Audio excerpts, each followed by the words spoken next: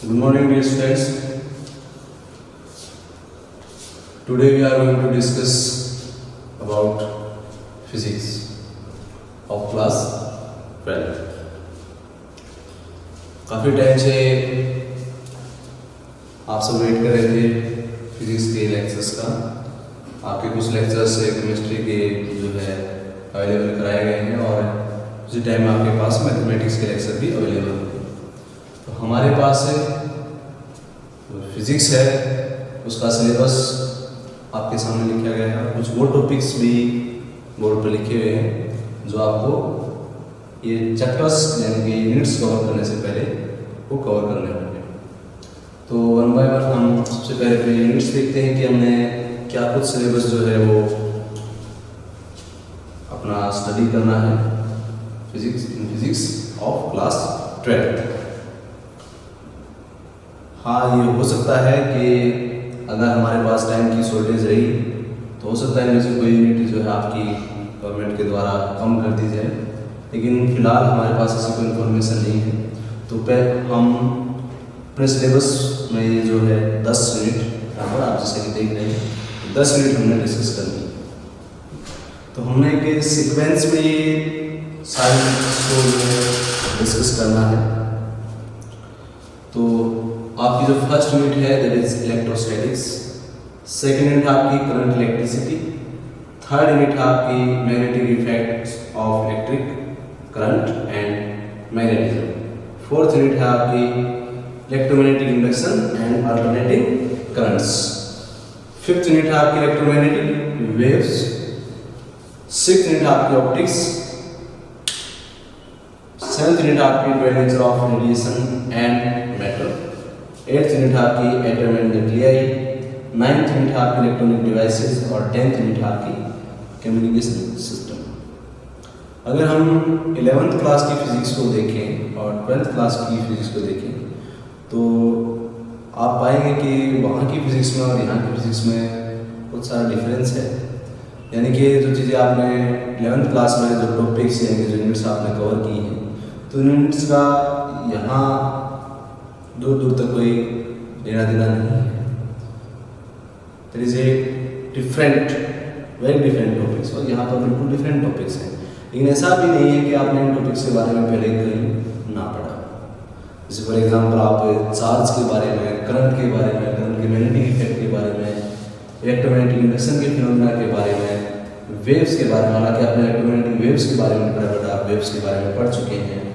Optics यानी कि आप लाइट के बारे में आप पढ़ चुके हैं 10th क्लास में ही। हाँ, आपने मैटर के बारे में यानी कि इस तरीके की कोई आपने जो टॉपिक्स नहीं पढ़े हैं। एटम्स के बारे में आप, न्यूक्लियर के बारे में आप हल्की सी इंफॉर्मेशन आपके पास 9th क्लास से अवेलेबल है। ये तो आपकी बिल्कुल ही नई यूनिट्स है। तो यहाँ पर जो आपके पास सिलेबस है वो इतना ज़्यादा हार्ड नहीं है, इतना ज़्यादा टिपिकल नहीं है कि आप इसको कवर ना कर सको। दूसरी जो मेन बात है, जो आपका सब्जेक्ट है फिजिक्स, वो काफ़ी स्कोरिंग सब्जेक्ट है। यानी कि अगर आप जैसे कि आप जानते हैं 12th क्लास के बाद आप में से बहुत सारे बच्चे, मोस्ट ऑफ द स्टूडेंट्स जो आगे ग्रेजुएशन की तरफ अपना रुख करेंगे, यानी कि आप आगे आपको यूनिवर्सिटीज़ में या कॉलेज में जाने के लिए सबसे मेन आपको परसेंटेज की जरूरत होगी। तो वहाँ आपके सबसे ज़्यादा जो काम आने वाली चीज़ है वो आपके मार्क्स हैं। मैं ये नहीं कह रहा कि मार्क्स ही सब कुछ है, नॉलेज ही सब कुछ है, मार्क्स नहीं, लेकिन फिर भी हमने अपना एक स्टेप जो है आगे रखने के लिए कहीं ना कहीं मार्क्स की ज़रूरत पड़ती है।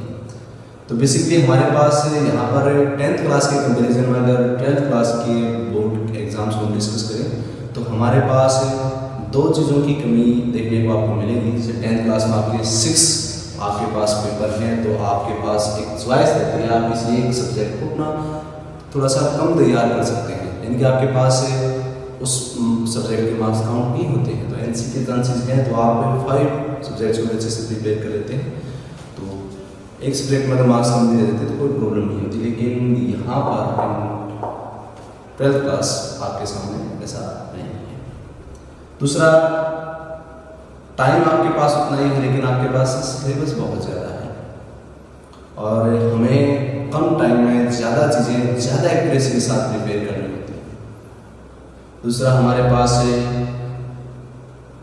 जो सोर्सेज हैं वो थोड़े से कम अवेलेबल हैं। ये 10th क्लास तक हमारा काम चल जाता है, लेकिन 12th क्लास में मेहनत करने से बचते हैं। तो आपको 10th क्लास के कंपेरिजन में आप बहुत ज़्यादा एक्स्ट्रा मेहनत करने की ज़रूरत होगी, तो आपको ज़्यादा टाइम स्टडी पर ध्यान देना होगा। दूसरा, आपको स्टडी के साथ साथ एक और चीज़ पर ध्यान देना होगा, वो आपकी मतलब एक किस्म से आप ये कह सकते हैं कि आपके मानसिक स्तर को शो होती है। मतलब आप चीज़ों को किस तरीके से समझते हैं, मतलब आपके समझने का जो तरीका है वो भी डिफरेंट होना चाहिए, इससे अलग होना चाहिए। मतलब अगर आप किसी चीज़ को सीखते हैं तो उसको आप कुछ और चीज़ों से जोड़ने की कोशिश करें। मतलब अगर आपके पास ग्रेविटेशन के फोर्स की नॉलेज है, ग्रेविटेशनल फोर्स की नॉलेज है, तो आप उनको दूसरे बाकी फोर्सेस से कैसे कनेक्ट कर सकते हैं। तो उस किस्म से आपको चीज़ें कनेक्ट भी करनी आनी चाहिए। मतलब आपके पास अगर कोई प्रीवियस नॉलेज है तो आप उससे कैसे फ़ायदा उठा सकते हैं। तो काफ़ी कुछ मैटर करता है यहाँ पर।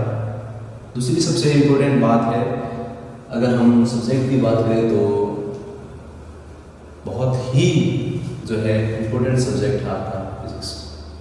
इस साइंस में आप हायर क्लास में जाते हैं तो आप बायोलॉजी को चाहें तो आप छोड़ सकते हैं।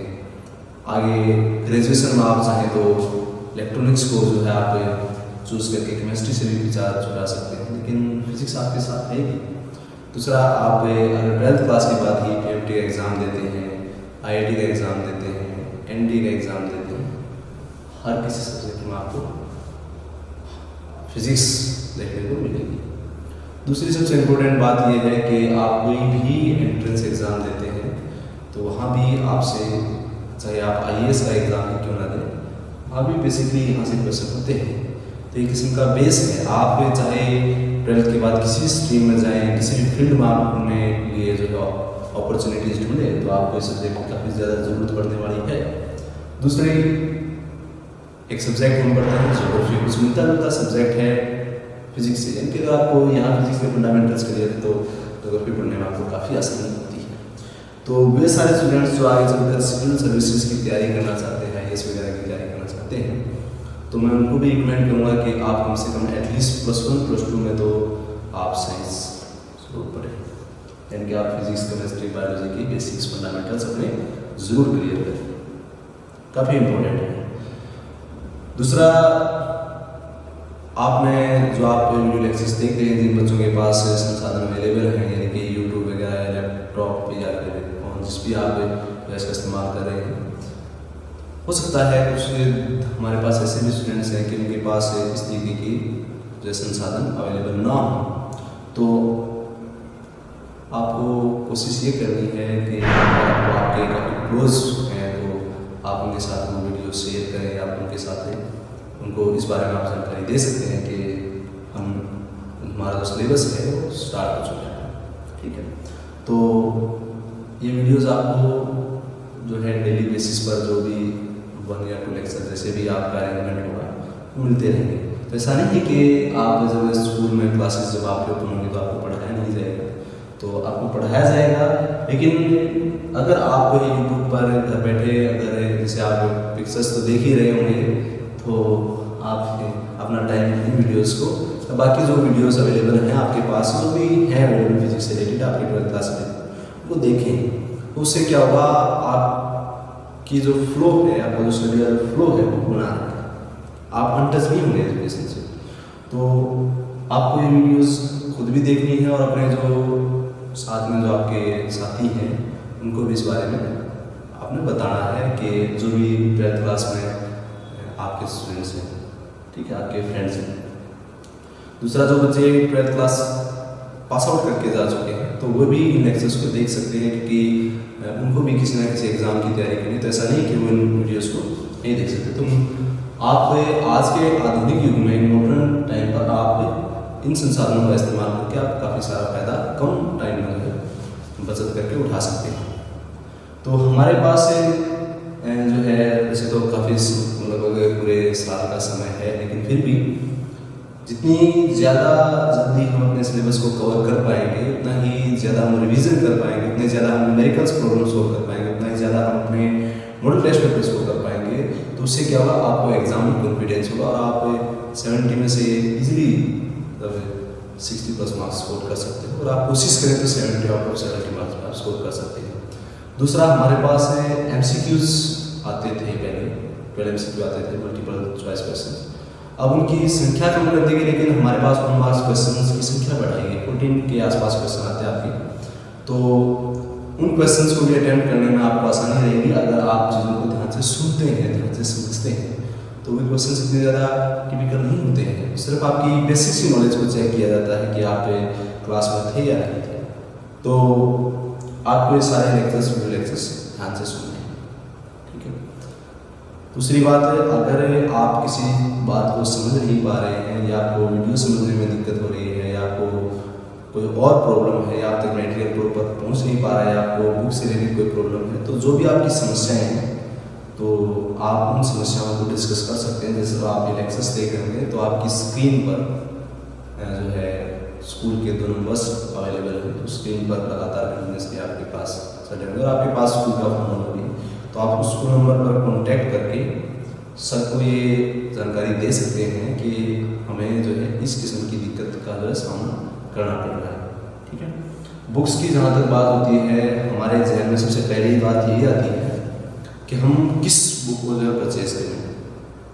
तो फिलहाल के लिए आपको कोई दौड़ धूप नहीं करनी है कि मैं बुक खरीद लूँ, ये खरीद लूँ, वो खरीद लूँ, कहीं नहीं भागना आपको। बेसिकली आपके पास संसाधन है तो आप सिंपल सा सर्च कर सकते हैं, कोई भी वेबसाइट है आप ओपन करके, गूगल क्रोम है, गूगल में कहीं भी, वहाँ पर आपको सिर्फ लिखना है क्लास 12th NCERT फिजिक्स के सामने फिजिक्स की NCERT की बुक अवेलेबल होगी। देखिए NCERT की बुक मैं ये मानता हूँ कि बाकी बुक के कंपैरिजन में बहुत अच्छी बुक है, लेकिन NCERT के साथ सिर्फ एक ही समस्या है। वो समस्या क्या है? लैंग्वेज की, क्योंकि हम चीज़ों को आसान करके सुनना ज़्यादा पसंद करते हैं। तो उसके 2 रास्ते हैं, तो हमारे पास चीज़ें पहले से ही आसान भाषा में अवेलेबल हो, दूसरा हम उनको आसान भाषा में कन्वर्ट करें। तो मैं यहाँ पर लेक्चर्स में उस बात समझा रहा हूँ तो आपको उनको NCERT से कोरिलेट करना है, समझने की कोशिश करिए NCERT से। अगर आप उस लैंग्वेज को पकड़ पाते हैं, उन चीज़ों को आप समझ पाते हैं, तो जब आप कोई एग्ज़ाम आगे लिखेंगे, फॉर एग्जाम्पल UPSC एग्ज़ाम को आप लिखेंगे तो आपको लिखने में बहुत आसानी होगी, बहुत एक्यूरेसी होगी, आपके पास वो वर्ड्स होंगे, आपके वोकैब मजबूत है। तो NCERT को मैं सबसे पहले रेफर करूँगा, और अगर आपके पास कोई ओल्ड बुक्स अवेलेबल है किसी भी एडिशन की तो आप उन बुक्स को भी जो है हायर कर सकते हैं। दूसरा आपके पास है ये जो है बिल्कुल भी आपने जो है समस्या नहीं उठानी है कि सर हमारे पास नोट्स अवेलेबल हैं या नोट्स से अवेलेबल करवाने हैं, ऐसा कुछ नहीं है। नोट्स की जहाँ तक बात है, मार्केट में आप जहाँ आप बुक को सर्च करें, आप नोट सर्च करें, बहुत सारे नोट्स आपके पास अवेलेबल होंगे। बट रिमेंबर वन थिंग, जो चीज़ आपकी बुक्स में है वो नोट्स में नहीं है। नोट्स आपके सिर्फ रिविजन के लिए होते हैं। जब आप नवंबर या दिसंबर में अपना सिलेबस कवर अप कर चुके होंगे तो उस टाइम आप सिलेबस को कवर करने के लिए बुक की बजाय नोट्स की हेल्प लें तो थोड़ा सा बेटर रहेगा। लेकिन आप स्टडी हमेशा बुक को ही करें, क्योंकि नोट्स में कोई चीज़ मिस की हो सकती है, अपना ज़्यादा एक्सप्रेशन नहीं किया हो सकता है जितना बुक में एक्सप्लेनेशन किया होता है। बुक में आपको 10 एग्जाम्पल देगा, लेकिन नोट्स को छोटा करने के लिए आपको सिर्फ एक एग्जाम्पल दिया गया होगा और हो सकता है आप उस एग्जाम्पल को ना समझ पाए। तो इसलिए इस बात को अपने मन से इस वैल्यू को निकाल दें कि नोट्स से पढ़कर ही अच्छे मार्क्स लेकर आए जा सकते हैं। नो डाउटली बुक्स पढ़कर ही अच्छे मार्क्स दिए जा सकते हैं और आप अपनी नॉलेज को वास्ट कर सकते हैं। दूसरा, self study is the only one way. अगर आप किसी को क्रॉस करना चाहते हैं तो आपके पास सिर्फ एक ही बेस्ट तरीका, आप सेल्फ स्टडी कीजिए, आप कभी ज़िंदगी में मार नहीं करेंगे। तो ज़्यादा कुछ ना डिस्कस करते हुए हम अपने टॉपिक्स पर आते हैं। एंड वन मोर थिंग, आपको ये जो वीडियो जिस भी चैनल्स पर दिखाई जा रही है तो आप उस चैनल्स को सब्सक्राइब कर लेंगे, ठीक है, कर लेना आपको। तो सब्सक्राइब करने से आपको क्या फ़ायदा होगा कि आपको डायरेक्ट वीडियोस अवेलेबल होगी, लेकिन आपका जो व्हाट्सएप पे जो ग्रुप है उस ग्रुप में भी आपको वीडियोस के लिंक भेजे गए हैं, ठीक है। तो आप जो मर्जी आप वहाँ से लिंक उठाना चाहते हैं या आप चैनल को सब्सक्राइब करना चाहते हैं, जो आपकी मर्जी, आप जैसा करना चाहते हैं कर सकते हैं, ठीक है। तो अब ज़्यादा कुछ से हम जो है आपके सामने जो यूनिट्स हैं उनके नाम मैंने आपको बता दिया आपको 10 यूनिट पढ़नी है। बट ये सब कुछ पढ़ने से पहले हमारे पास 11th क्लास के भी कुछ जो है रेयर टॉपिक्स हैं जिनकी जानकारी होना बहुत ज़रूरी है। और सिर्फ जानकारी होना नहीं, अच्छे से जानकारी होनी चाहिए। मतलब ये नहीं कि आप उसमें अगर आपसे कोई क्वेश्चन वहाँ से पुट किया जाता है तो आप बिल्कुल कम टाइम में उसको सोल्व कर पाएँ। तो नो डाउटली आपको वो टॉपिक्स क्लियर करने पड़ेंगे। कुछ टॉपिक्स यहाँ बेसिक से जो है वो एंड थ्रू मैं आपको कराऊंगा, लेकिन आपको भी अपनी 11th क्लास की बुक में से टॉपिक्स को जो है कवर करना। ये 4 टॉपिक्स आपके सामने पर में लिखे हुए हैं, वेक्टर्स, डेरिवेटिव, इंटीग्रेशन और ट्रिग्नोमेट्री। ट्रिग्नोमेट्री तो अपने आप में बहुत वास्ट है, लेकिन क्या कुछ आपको समझना जो आपने 11th क्लास में जितना ट्रिग्नोमेट्री के बारे में जाना है वो मोर देन सफिशिएंट है फिजिक्स में हमारे लिए। कुछ एक आध नया हुआ तो हम देखेंगे। इंटीग्रेशन का जो टॉपिक है वो आपको 12th क्लास में समझाया जाता है मैथमेटिक्स में। तो इंटीग्रेशन के बारे में आपको थोड़ा सा जानकारी कम होगी, लेकिन ये टॉपिक अब आपके लिए नया नहीं है क्योंकि हम इसका इस्तेमाल कर चुके हैं इंटीग्रेशन का। तो इंटीग्रेशन को भी हम कुछ बेसिक से नियम यहाँ पर इंटीग्रेशन के भी देखेंगे, तो हमें जरूरत पड़ेगी इंटीग्रेशन की भी। ठीक है, हाँ, डेरिवेटिव्स को आप 11th क्लास में पढ़ चुके हैं, तो मैं यहाँ पर आपको डेरिवेटिव्स इतना ज़्यादा डिटेल में नहीं कराऊंगा। ठीक है, हाँ, इंटीग्रेशन को हम थोड़ा सा डिटेल में देखेंगे। ट्रिग्नोमेट्री में मैं आपको कोई फार्मूले यहाँ पर नहीं कराऊंगा, ट्रिग्नोमेट्री भी आपको खुद से करनी है। 11th क्लास का जो मैथमेटिक्स का जो चैप्टर है, सेकेंड यूनिट आपकी, वहाँ से आप इसको कवर करेंगे। वेक्टर्स आप 11th क्लास में कवर कर चुके हैं। 12th क्लास में भी आपको स्पेशल वेक्टर्स पढ़ने होंगे मैथमेटिक्स में, और इन फिजिक्स मैथमेटिक्स में। तो आप वहाँ पर थोड़ा सा और ज़्यादा अच्छे से वेक्टर्स को, क्योंकि वहाँ पर आपको काफ़ी सारे प्रॉब्लम्स फेस करनी होंगी वेक्टर्स से रिलेटेड, तो आपको वेक्टर्स क्लियर हो जाएंगे। लेकिन हम यहाँ पर जो बेसिक से वेक्टर के जो लाज हैं, जो फार्मूले हैं, जो आपके डिफरेंट डेरिवेशंस में यूज़ होने हैं, उनको देखेंगे कि वेक्टर से आपको किस चीज़ की जानकारी होना ज़रूरी है। ठीक है, लिमिट्स के बारे में आप पढ़ ही चुके हैं 11th क्लास में, तो मैंने लिमिट के टॉपिक को यहाँ पर नहीं लिखा, लेकिन आपको पता होना चाहिए लिमिट भी इंक्लूड है, लिमिट कंटिन्यूटी डेरिवेटिव में ही इंक्लूड है। ये आपके 3 टॉपिक हैं, 11th क्लास की यूनिट भी हैं आपकी ऑसिलेशन वेव्स की जो 10th यूनिट है वेव्स की 11th क्लास की। उसमें आपको वेव की इक्वेशन क्या होती है, उसमें वो सॉल्व कैसे करते हैं, वेव में प्रोपेगेशन कांस्टेंट क्या है, फ्रीक्वेंसी क्या है, एंगुलर फ्रीक्वेंसी क्या है, कैसे इक्वेशन ड्राइव की गई है, इक्वेशन दी गई हो तो वेव से रिलेटेड जो टर्म्स है वो कैसे फाइंड आउट करते हैं, वो सब आपको प्रैक्टिकल नॉलेज जो है वेव्स का जो न्यूमेरिकल बेस्ड जो प्रॉब्लम्स है वो आपको वहाँ पर देखनी है, बार पर नज़र दौड़ानी है। फोर्स बहुत बड़ा वास्ट टॉपिक है, सब कुछ इसी के ऊपर टिका हुआ है फोर्स का। ये फोर्स का आप ये कह सकते हैं कि सेंट्रल बिल्कुल केंद्र बिंदु है। ठीक है, फोर्स के बारे में मैं आपको यहाँ थोड़ा सा बताऊंगा कि फोर्स क्या होता है, क्या चीज़ें हमें फोर्स के बारे में जाननी चाहिए, फोर्स के बारे में हमारा क्या नज़रिया होना चाहिए। तो फोर्स जो हम पढ़ते आए हैं उसे थोड़ा सा हट के सोचना कि क्या मतलब है फोर्स का। फोर्स के साथ ही जुड़े हुए टॉपिक्स हैं वर्क, पावर, एनर्जी, और जो आपका रोटेशनल मोशन में जो यूज होने वाले जो आपके टॉपिक्स थे, सिस्टम ऑफ रिजिड बॉडीज में जो आपने पढ़ा हुआ है टॉपिक, तो वहाँ पर आपने रोटेशनल मोशन में torque, angular acceleration, angular velocity topics भी पढ़े हैं, तो इन्हीं में इंक्लूड है। ठीक है, तो वो टॉपिक्स भी आपको जो 11th क्लास की आपकी बुक है वहाँ से आपको पढ़ना है। हाँ, आप ये सोचते हो कि ये जो हमें आते हैं तो ऐसा नहीं है, आपको फिर भी अगर आपको अच्छे से क्लियर है तो भी आपको एक बार बुक से इनको जरूर जो है गो थ्रू आपने जाना है, एक बार ज़रूर इन टॉपिक्स पर नज़र दौड़ाएं, इनसे रिलेटेड जो प्रॉब्लम्स हैं उनको आप सॉल्व करके देखें।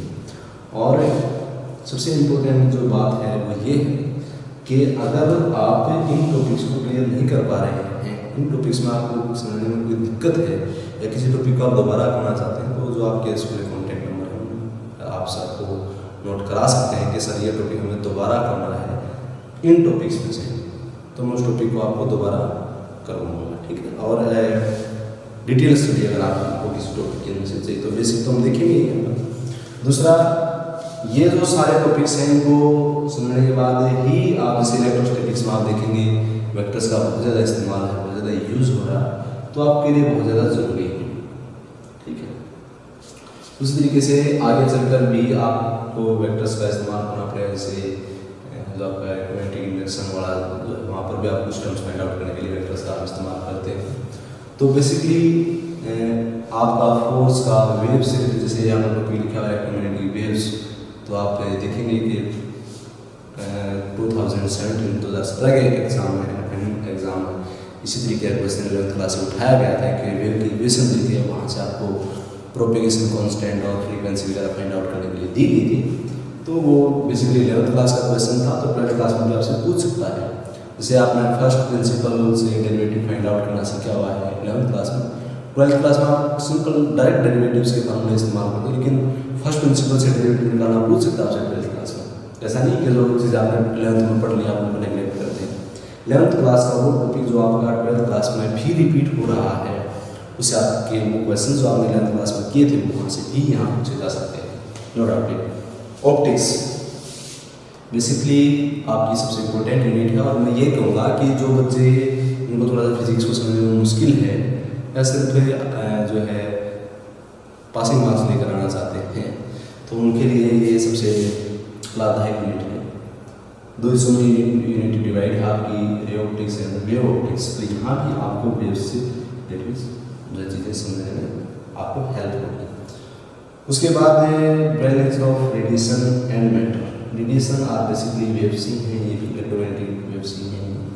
तो ये सारा जो मैटर है इंटरकनेक्टेड है। अगर आप कोई लेक्चर मिस करते हैं इवन इन स्कूल और यहाँ पर अगर आप किसी चीज़ को स्किप करते हैं, तो हो सकता है आपको जो फर्दर टॉपिक्स हैं उनको समझने में दिक्कत हो। दूसरा है कि आपके पास atom and nucleus, 10th class में भी 11th क्लास में भी इतनी ज़्यादा जानकारी हमारे पास नहीं है फिजिक्स में, लेकिन केमिस्ट्री में एटम्स के बारे में थोड़ा सा आपको जानकारी दी गई थी। तो ऐसा नहीं है कि आप केमिस्ट्री पढ़ें और वो बात फिजिक्स में झूठ हो जाती नहीं, या फिजिक्स में पढ़े आपको केमिस्ट्री के लिए वो झूठ है, नहीं। तो आपको जिस चीज़ की नॉलेज जहाँ से मिल रही है उस नॉलेज को आपने गेन करना और कनेक्ट करने की कोशिश करनी है। जैसे थर्मोडायनामिक का टॉपिक है, आपको केमिस्ट्री में भी पढ़ाया जाता है और आपको फिजिक्स में भी पढ़ाया जाता है, तो दोनों चीज़ों को आपने समझना है, ठीक है। हाँ, बाकी ये यूनिट्स काफ़ी आसान है, कोई ज़्यादा दिक्कत नहीं है। फिजिक्स आपकी काफ़ी ईजी है as compare to the class 11th। तो क्लास 11th के कंपेरिजन में आपको कम मेहनत करने की यहाँ पर आवश्यकता हो, लेकिन मैं ये कहूँगा कि अगर आप किसी एग्ज़ाम में आप बैठते हैं, कोई एंट्रेंस एग्ज़ाम आप देते हैं जो आपका जिसमें आपका 11th और 12th क्लास का फिजिक्स का सिलेबस इंक्लूड है, तो आप 12th क्लास से भी ज़्यादा 11th क्लास का सिलेबस पर ध्यान दें। 60-40 का रेशियो रहता है, 60% आपका सिलेबस को 11th क्लास का उठाया जाता है, तो 11th क्लास को आपने नेगलेक्ट नहीं करना अगर आप फिजिक्स में अपने फ्यूचर को देख रहे हैं, ठीक है। तो ये सब आपके लिए इंट्रोडक्शन के तौर पर था। हमें जो चीज़ें यहाँ पर स्टडी करनी है फिज़िक्स, तो सबसे पहले हम यही बात करते हैं कि फिज़िक्स ये क्या है और किन किन चीज़ों की बेसिकली आपको फिज़िक्स में स्टडी करनी है। क्या है फिज़िक्स से, जैसे हर किसी टॉपिक, हर किसी सब्जेक्ट का अपना एक जो है एक क्राइटेरिया होता है, एक दायरा होता है कि हम क्या पढ़ रहे हैं, क्या पढ़ने वाले हैं, क्या हमारा टारगेट है, कहाँ तक हम पहुँचना चाहते हैं, कहाँ से हमने स्टार्टिंग की, कहाँ हमने एंड करना है, वो सारी चीज़ें। ये साइंस जो है, ये वर्ड, इसका मतलब ही नॉलेज है। तो साइंस जो वर्ड है, साइंस क्या वर्ड से है, इसका मतलब होता है नॉलेज, तो नो, चीज़ों को जानना, ठीक है। तो हमें चीज़ों को क्या करना है, जानना है, ठीक है। बेसिकली हमारा जो फिजिक्स है वो हमारे नेचर में होने वाले जितने भी फिनोमिनाज हैं, उन सारे फिनोमिनाज की स्टडी है। जैसे फॉर एग्जांपल आपने चारों जो भी चीज़ें घटते हुए देख रहे हैं, जैसे फॉर एग्जांपल आप स्टार्स को देख रहे हैं, मून को अर्थ के चारों रिवॉल्व होता देख रहे हैं, अर्थ पर दिन और रात बनते हुए आप देख रहे हैं, सीजन्स को आप चेंज होता हुआ देख रहे हैं, आप धूप जो आपकी सनलाइट है उसको आप अर्थ तक पहुँचते हुए देख रहे हैं, आप लाइट को देख पा रहे हैं, या दूसरी जो भी चीज़ें आप अपने अराउंड में देख पा रहे हैं, यानी कि मैग्नेट का दूसरी मैग्नेट को अट्रैक्ट करना, एक किसी भी फ्रूट का, किसी फल का, फॉर एग्जांपल आपका एप्पल का ही एग्जांपल हम लें तो उसका वापस अर्थ पर गिरना, आपने जैसे कोई ऑब्जेक्ट ऊपर की तरफ फेंकते हो, ऑब्जेक्ट वापस अर्थ पर गिर जाता है, या कोई भी चीज़ ऊपर से जब आप ड्रॉप करते तो वापस अर्थ पर गिरती है। प्लेन्स का होना, आपके जो है सैटेलाइट्स का लॉन्च हुआ है, सैटेलाइट्स के पीछे बेसिकली क्या इन्फॉर्मेशन है, और आपके मोबाइल फ़ोन का इस्तेमाल, आपके वॉच का इस्तेमाल, आपके इलेक्ट्रॉनिक जितने भी आइटम्स हैं, mobile phone, TV, refrigerator, engine, जो भी चीज़ें पास देख रहे हैं, सब चीज़ों की स्टडी हम किसके अंडर करते हैं, यानी कि अपने फिजिकल वर्ल्ड की, अपने भौतिक संसार की जो स्टडी है वो हम किस सब्जेक्ट के अंडर में करते हैं, फिजिक्स। तो यूँ 2 लाइन में फिजिक्स की डेफिनेशन लिखना इतना आसान नहीं है। हाँ, आप ये समझ सकते हैं कि हम नेचर के लाज को समझने की कोशिश करते हैं। ये बिल्कुल पूरी तरीके से ट्रू है कि नेचर ने जो नियम बनाए हैं उन नियम की स्टडी हम सब्जेक्ट में करते हैं। तो हमने ब्रीफ सा इंट्रोडक्शन फिजिक्स के बारे में आप 11th क्लास में भी जाने होंगे, ठीक है। तो यहाँ पर हमें ये देखना है कि फिजिक्स को 11th और 12th क्लास में हमने 2 हिस्सों में डिवाइड कर दिया है। तो जो हमारी फिजिक्स है उसको हम इस टॉपिक से रिलेट करते हैं। मैं हमेशा कोशिश करता हूँ कि भाई हम अपने टॉपिक्स को आपस में रिलेट करके पढ़ें। तो फिजिक्स को समझने के लिए हमें इसको समझना बहुत ज़रूरी है।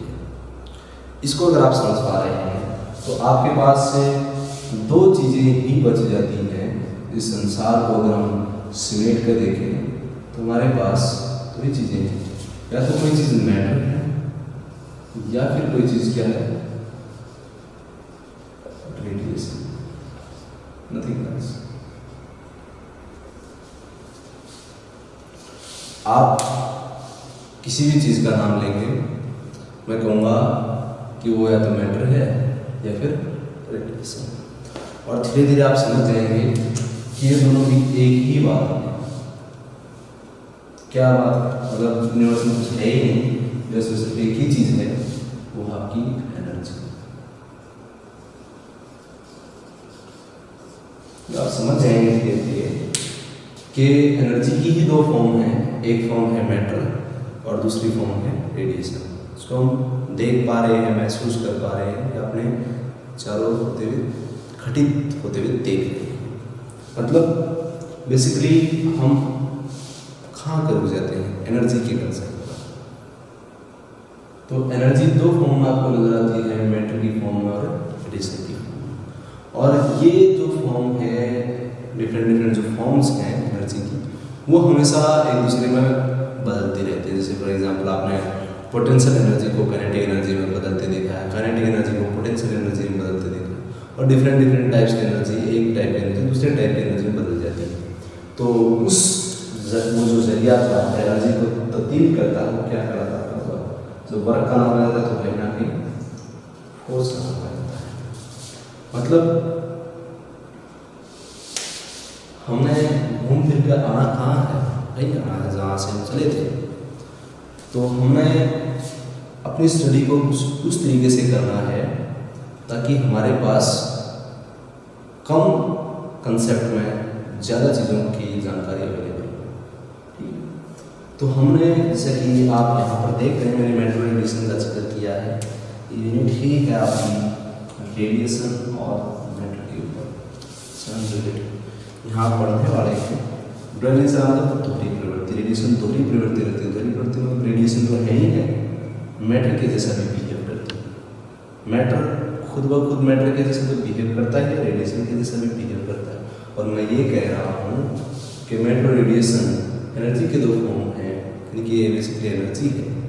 मतलब ये इसके जैसा बिहेव कर सकती है और ये इसके जैसा बिहेव कर सकती है। मतलब अगर कुछ भी नहीं बचा, मतलब मैटर और रेडिएशन के बारे में ही स्टडी कर रहे हैं, उनकी ही प्रॉपर्टीज़ को स्टडी कर रहे हैं, कौन से लॉज काउंट कर रहे हैं, कैसे मैटर रेडिएशन बदल रहा है, कैसे रेडिएशन मैटर में कन्वर्ट हो रही है, क्या कुछ है, कैसे फॉर्म से एनर्जी दूसरे फॉर्म में कन्वर्ट हो जा रही है, कैसे जो है मैटर जो है आपके सामने जो है एग्जिस्ट कर रहा है, क्यों जो है अर्थ सन के चारों रोल कर रही है, ऐसा क्या रीज़न है कि डे और नाइट बन रहे हैं, ऐसा क्या रीज़न है कि टाइड्स की फॉर्मेशन हो रही है, ऐसा जो है क्या रीज़न है कि मैं यहाँ से मोबाइल फ़ोन पर जो है दूसरे आदमी की आवाज़ जो है सुन पा रहा हूँ, या आप मेरे वीडियो लेक्चर्स को देख पा रहे हैं। तो वो सब कुछ एनर्जी के अंदर में स्टडी करते हैं। तो ये एक किस्म से जो सारे यूनिट्स आपके सामने हैं, ये पूरी फिजिक्स का ही बेस है। आगे आप जब फिजिक्स में जाएंगे तो आप अपनी स्टडी को कुछ सीक्वेंस में, उसी सीक्वेंस में ही पाएंगे कि जो चीज़ें हम पढ़ रहे थे वो तो बिल्कुल बेस थी। और साइंस में क्या होता है, देखिए एक थ्योरी जनरेट होती है, हम उसका प्रूफ देखते हैं। जब हम और ज़्यादा हायर लेवल पर जाकर बिल्कुल जो है माइक्रोस्कोपिक लेवल पर उस चीज़ की स्टडी करते हैं तो चीज़ें बदल जाती हैं। तो हमारे पास कुछ ऐसा ही जो है कि सीक्वेंस हमारे पास है। जैसे फॉर एग्जांपल आप एटम का एग्जांपल लें, डाल्टन के बाद आपने जैसे थॉमसन का मॉडल पढ़ा, जैसे थॉमसन के बाद आपने रदरफोर्ड के मॉडल पढ़ा, रदरफोर्ड के मॉडल के बाद आपने जो है नील्स बोर के मॉडल पढ़ा, नील मोर्स के मॉडल के बाद आपकी क्वांटम थ्योरी है, क्वांटम थ्योरी के बाद आपकी स्ट्रिंग थ्योरी है आज के टाइम पर। तो हम चीज़ों को सीक्वेंस में पढ़ रहे हैं। मतलब जैसे जैसे हमारी जानकारी बढ़ती है वैसे वैसे हमारे सामने समस्याएं भी बढ़ती हैं। तो हम उन समस्याओं का समाधान ढूंढते ढूंढते ढूंढते ढूंढते आगे चलते हैं। तो हमें अगर फिजिक्स में समस्याएं ढूंढनी आती हैं कि कहाँ समस्या रही होगी, क्यों जो है ये चीज़ हुई है, यानी कि आपने एक बहुत ही फेमस जो है इडियम या फ्रेज जो आपने सुना होगा कि necessity is the mother of invention, कि आवश्यकता ही आविष्कार की जननी है। आवश्यकता का मतलब क्वेश्चन मार्क और आविष्कार का मतलब आंसर। तो आपके पहले पास पहले क्वेश्चन आना चाहिए कि ऐसा क्यों हो रहा है, तो आप उसका आंसर फाइंड आउट कर सकते हैं। तो फिजिक्स भी कुछ इसी नियम को फॉलो करता है। पहले आप क्वेश्चन को रेज करेंगे, फिर आप उस क्वेश्चन का आंसर ढूंढेंगे और उस आंसर में भी आप फिर क्वेश्चन जनरेट करेंगे, फिर आप उस चीज़ का आंसर ढूंढेंगे। तो इस तरीके से सीक्वेंस के आपका चलता रहेगा। तो हमने अपने सिलेबस को स्टार्ट करने से पहले नेक्स्ट वीडियो लेक्चर में हम इन कुछ टॉपिक्स के बारे में स्टडी करेंगे। ठीक है, तो कल से हम स्टार्ट करेंगे जो फर्स्ट ऑफ ऑल वेक्टर्स के बारे में। ठीक है, और वेक्टर्स के बारे में स्टडी करने के बाद हम डेरिवेटिव इंटीग्रेशन टॉपिक्स को स्टडी करेंगे और फिर हम फोर्स के बारे में स्टडी करेंगे।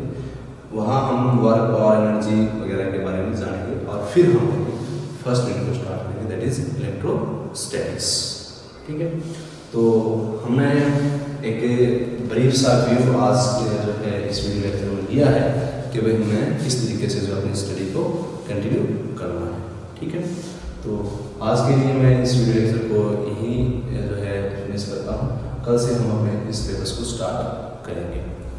तो आज के लिए इतना ही। Thank you, have a nice day.